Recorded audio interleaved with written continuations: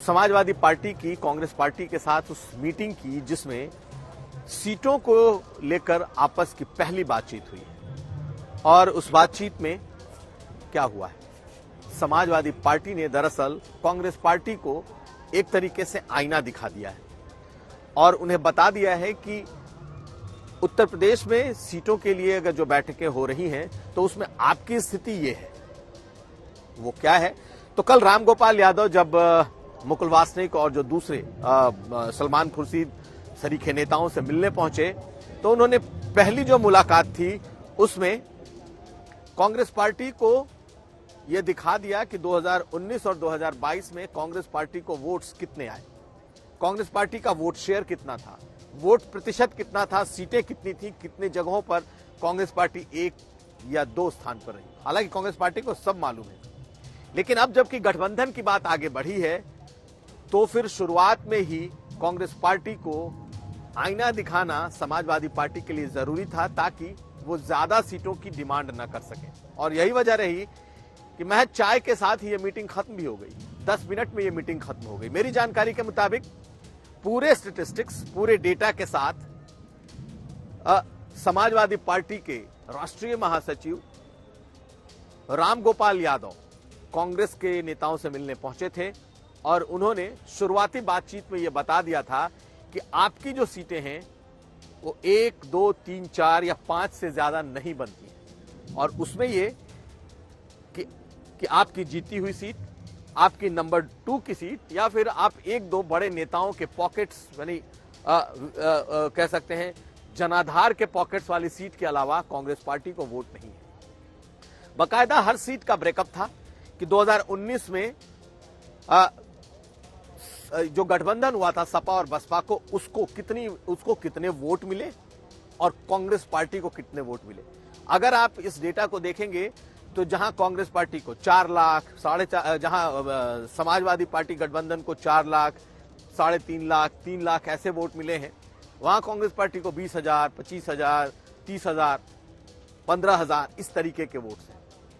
तो पहली मीटिंग सिर्फ इसलिए की गई ताकि कांग्रेस पार्टी को बताई जा सके कि कांग्रेस पार्टी की जमीनी हकीकत क्या है।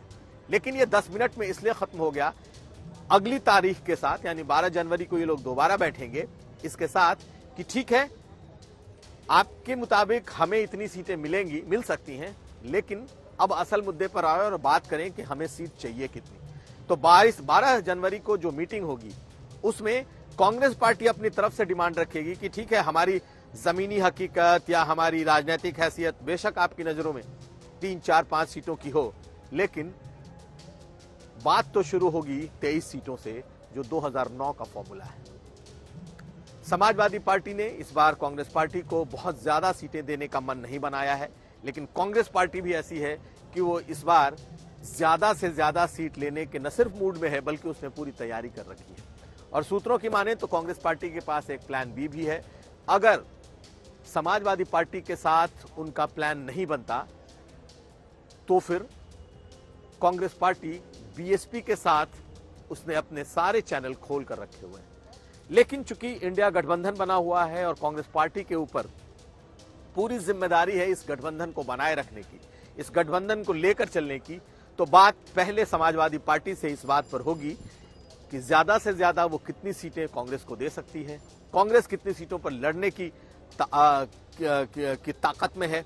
और दूसरी बात ये कि क्या सचमुच दोनों अगर मिलकर चलते हैं तो फिर कितनी सीटें उनकी विनेबिलिटी की उस दायरे में आती है।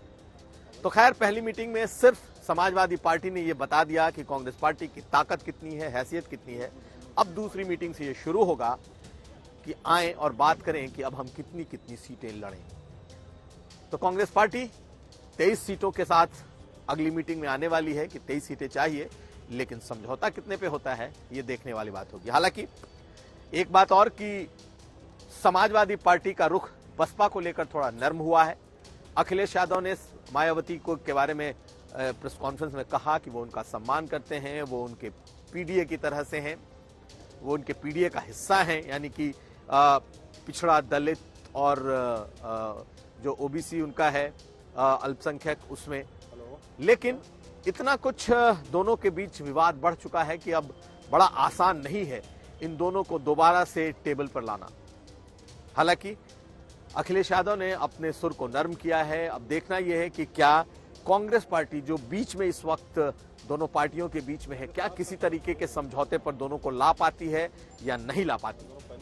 कांग्रेस को लेकर दोनों पार्टियों के अपने रुख साफ हैं।